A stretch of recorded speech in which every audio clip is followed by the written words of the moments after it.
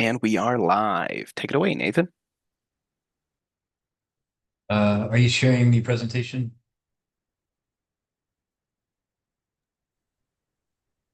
Very Are good. you Here we able to see go. that? Great.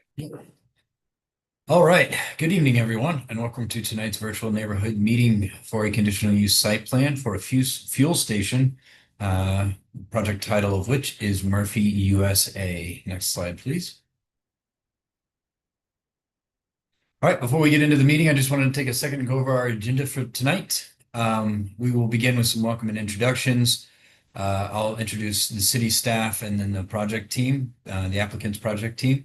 We'll then have an overview of the meeting format, and an overview of the project and the process by which the project will need to follow. Um, Once we complete that, the applicant has a presentation that they'll provide as well. And then finally, there'll be an opportunity for public comment and questions. We'll wrap up with next steps. So to kick us off with some introductions, my name is Nathan Jones. I'm one of the principal planners with the City of Longmont Planning and Development Services Department. I also have Melanie, who's one of our associate planners as well on the call. On the engineering side, I have Holly, and I believe Josh may be here as well. Um, so that's all the city staff that we have on hand, as well as, of course, as Dallas Stiles, who is our media specialist. On the applicant side, we have Joe and Chris.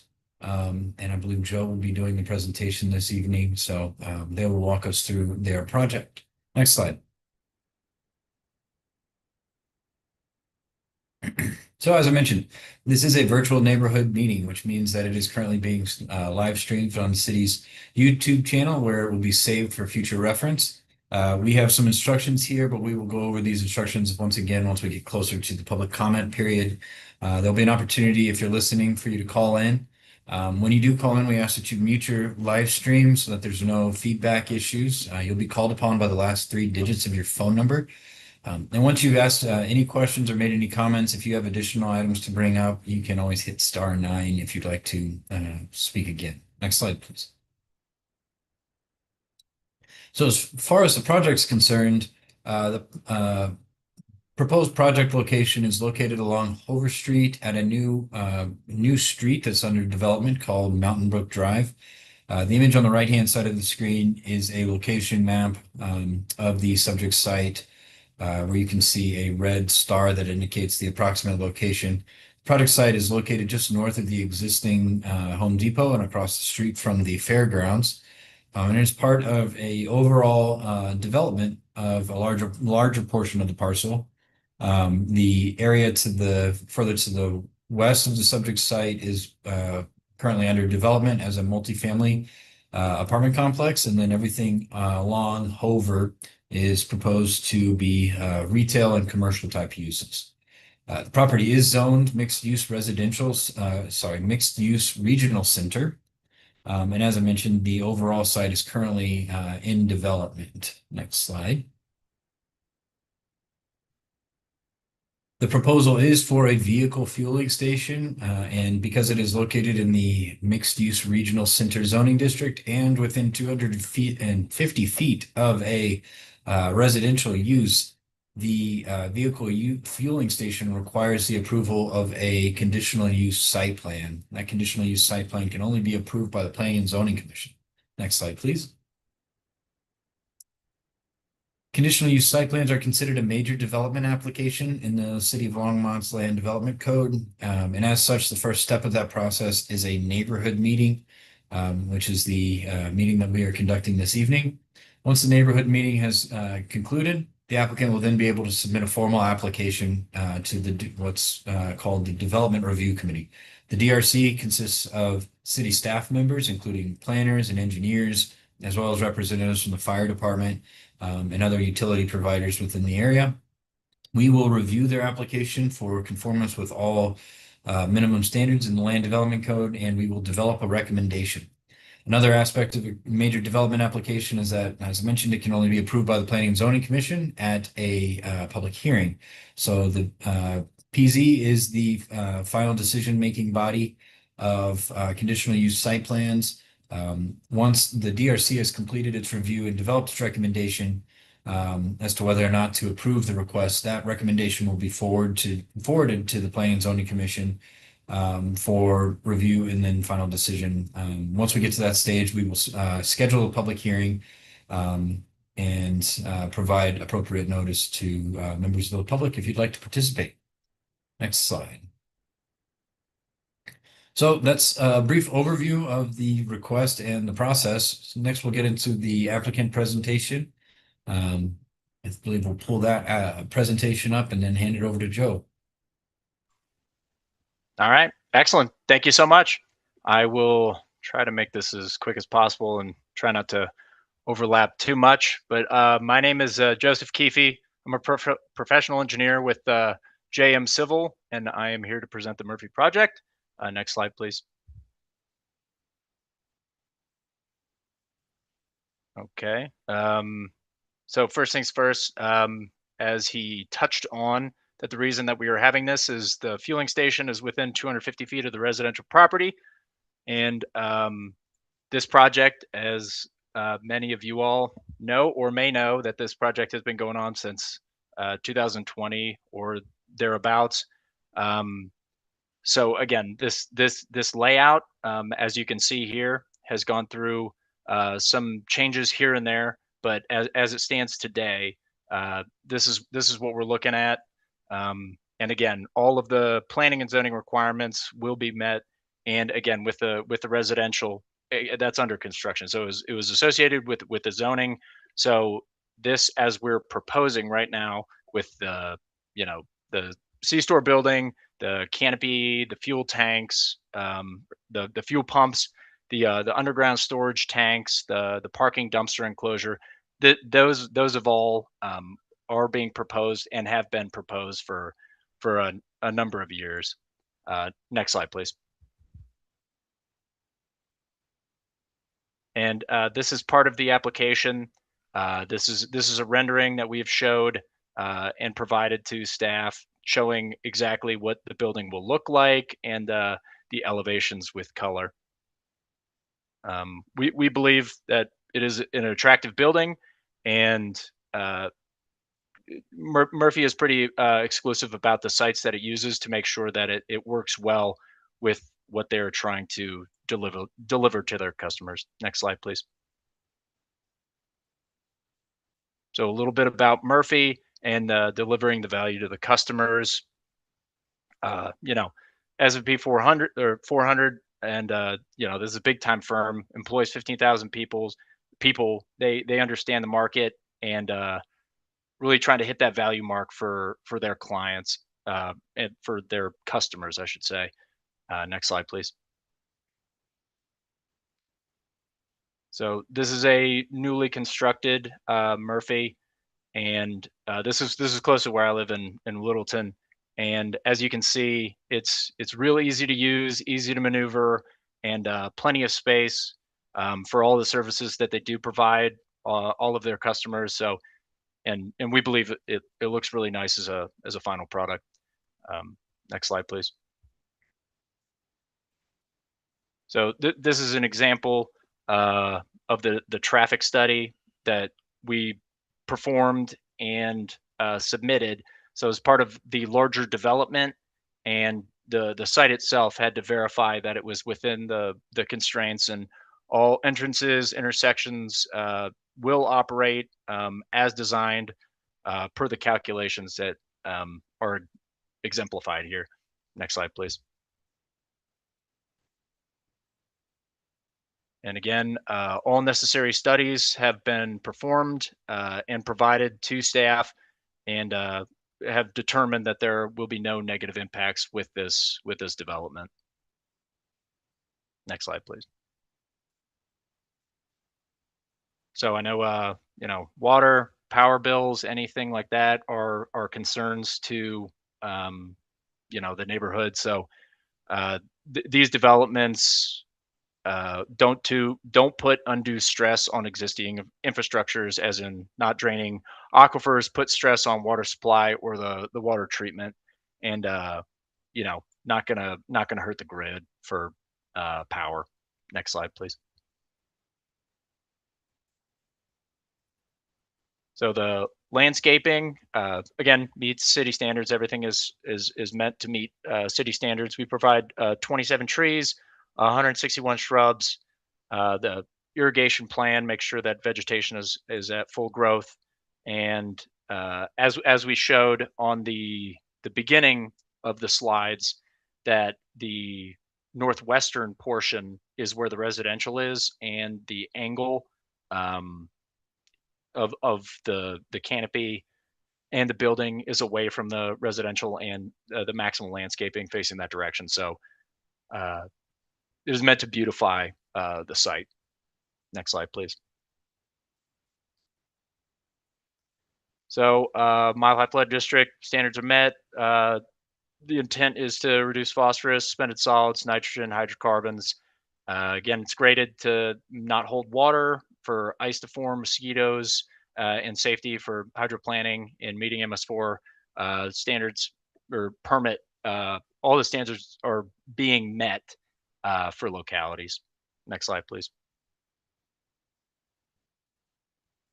And again, for vehicle pedestrian safety and also for multimodal circulation on the site, there are two, so Hover and Mountain Brook both contain sidewalks and crosswalks, as well as a signal, I believe, is being proposed on Mountain Brook. So their accessible path to handicap parking, to the right of way, and circulation around with bicycle parking. Next slide, please. So as far as construction is concerned, the site has been under construction for a number of years now, and it again will continue. So as construction on this would potentially start, obviously all codes will be met, all requirements and hours and inspections will be done.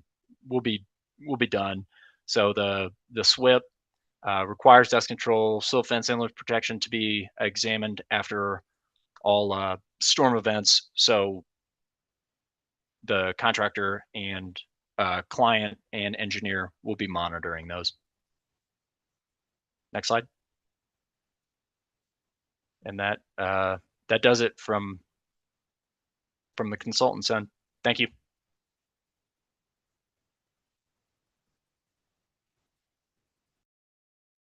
All right. Next, we will get into our public comment period. So as I mentioned earlier, this is a virtually live streamed meeting, which means that it will be saved on the city's YouTube channel for future reference. We do have a few ground rules ahead of time for anyone listening who would like to call in and speak. Dallas will go through some more details here in just a second, but each speaker will be given about 3 minutes to ask any questions or make any comments that you'd like. When it is your turn to speak, please state your name and where you live. We always ask that you keep your questions and comments related to this current proposal and that they be additive and not repetitive. And finally, please no personal attacks. That's the overall ground rules. Dallas, if you want to take the next slide and get us started with the public comment period. Sure thing. So now is the time to call in. If you were watching the live stream, all you have to do is dial 1-888-788-0099. You're going to enter the meeting ID 869-1920-0059. While you're calling in, make sure to mute your live stream in the background and be listening for me through your device. With that, I am going to put a 5-minute timer on for a 5-minute break, but now is your chance to call in. Thanks.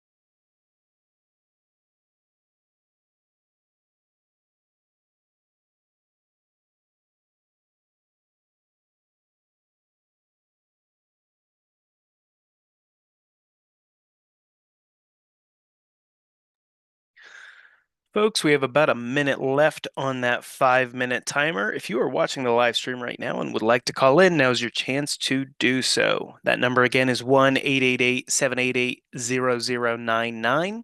And the meeting ID is 869-1920-0059. Got about 30 seconds left before we bring it on back. Thanks.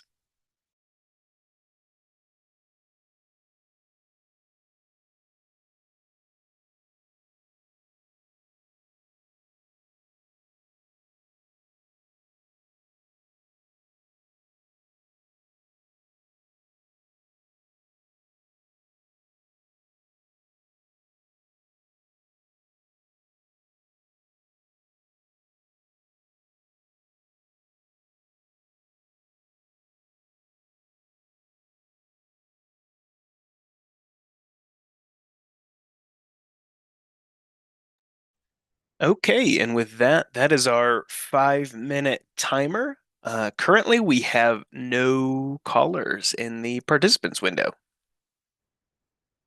Nathan, I'll pass it on to you. All right. Well, if you're watching and you do have additional questions, we'll have our contact information up shortly, so you can contact us separately if you would like to follow up. But before we get into that, I do want to just wrap up with our next steps. So now that the neighborhood meeting has been conducted, the applicant will be formally eligible to submit an application for a conditional use site plan. As I mentioned, that will go to the Development Review Committee for review and recommendation. Once the application is submitted, we will provide notice that the application has been submitted. That notice will consist of mailed notice and signed notice. Once we've completed our review and forward the recommendation on to the Planning and Zoning Commission, we will schedule a public hearing. Once the date of that public hearing has been set, we'll provide additional notice. And in this case, it will be a signed notice posted on site, notice to all property owners within 1,000 feet of the property will receive a letter, and notice will be placed in the Longmont Times Call. This notice will indicate the time, place, and location of the public hearing. So if you would like to participate in the public hearing and voice any concerns or provide any feedback that you may have, the date, time, and location of that public hearing will be sent out. The Planning and Zoning Commission, as I mentioned, is the decision-making body for this request. They will have three options to choose from. They will either be able to approve with additional conditions, or deny the request. If they approve or conditionally approve the conditional use site plan, at that stage, the request will be able to move to building permit review and then ultimately construction.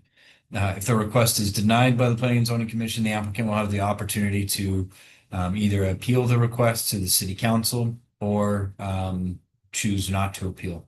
If an appeal is not received, then the application does not move forward to building permit and construction. So that's an overview of the procedural steps that we will follow moving forward with this request. Next slide. And here we have our contact information. So once again, my name is Nathan Jones. My email address is nathan.jonesmeyer@longmontcolorado.gov. My phone number is 303-774-3585. The applicant on the application is Chris Strickland. Chris's email is cstrickland@jmcivileng.com. His phone number is 214-705-3197. And then Joe, if you wouldn't mind giving us your contact information as well. Sure. Mine is the same at jmcivileng.com, except it's JKIFFE, J Keefe. And my phone number is 303-562-1275. Cool. Thank you. All right. Well, that wraps it up for this evening. I hope everybody watching has a good night, and I will see you around.